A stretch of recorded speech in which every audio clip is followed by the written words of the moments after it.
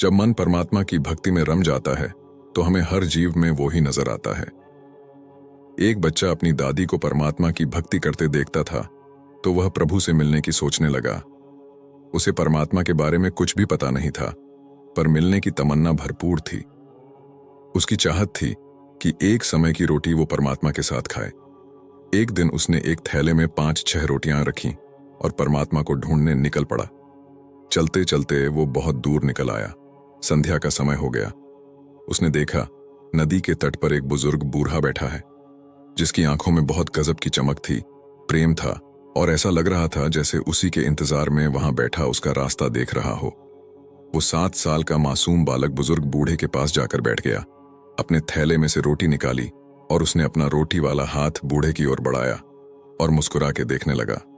बूढ़े ने रोटी ले ली। बूढ़े के झुर्रियों वाले चेहरे पर अजीब सी खुशी आ गई। आंखों में खुशी के आंसू भी थे। बच्चा बूढ़े को देखे जा रहा था। जब बूढ़े ने रोटी खा ली, बच्चे ने एक और रोटी बूढ़े को दी और स्वयं भी खाई। बूढ़ा अब बहुत खुश था। उसे बच्चे में श्री बाल श्री कृष्ण के दर्शन होने लगे। बच्चा भी बहुत खुश था। बच्चे को सृष्टि के निर्माता ब्रह्मदेव नजर आने लगे। दोनों ने आपस में बहुत प्यार और स्नेह के पल बिताए। जब रात गिरने लगी तो बच्चा अनुमति ले घर की ओर चलने लगा। वो बार बार पीछे मुड़कर देखता तो पाता बुजुर्ग बूढ़ा उसी की ओर देख रहा था। बच्चा घर पहुंचा तो मां ने अपने बेटे को आया देख जोर से गले से लगा लिया और चूमने लगी। बच्चा बहुत खुश था। मां ने अपने बच्चे को इतना खुश पहली बार देखा तो खुशी का कारण पूछा तो बच्चे ने बताया, मां, आज मैंने परमात्मा के साथ बैठकर रोटी खाई। आपको पता है उन्होंने भी मेरी रोटी खाई। मां, परमात्मा बहुत बूढ़े हो गए हैं।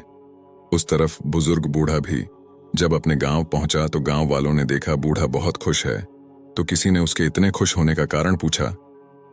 बूढ़ा बोला, मैं 2 दिन से नदी के तट पर अकेला भूखा बैठा था। मुझे पता था ईश्वर आएंगे और मुझे खाना खिलाएंगे।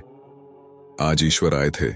उन्होंने मेरे साथ बैठकर रोटी खाई, मुझे भी बहुत प्यार से खिलाई, बहुत प्यार से मेरी ओर देखते थे। जाते समय मुझे गले भी लगाया।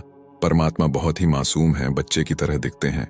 कहानी के भावार्थ की बात करें तो इस कहानी में बात इतनी है कि दोनों के दिलों में परमात्मा के लिए सच्चा असीम प्रेम था और दोनों एक दूसरे में परमात्मा के दर्शन कर रहे थे। सच ही कहा है हमारी आत्मा परमात्मा का अंश है। प्राणियों का भला करने से परमात्मा खुश होते हैं। ऐसे सुविचारों से ही परमात्मा की कृपा उत्पन्न होती है।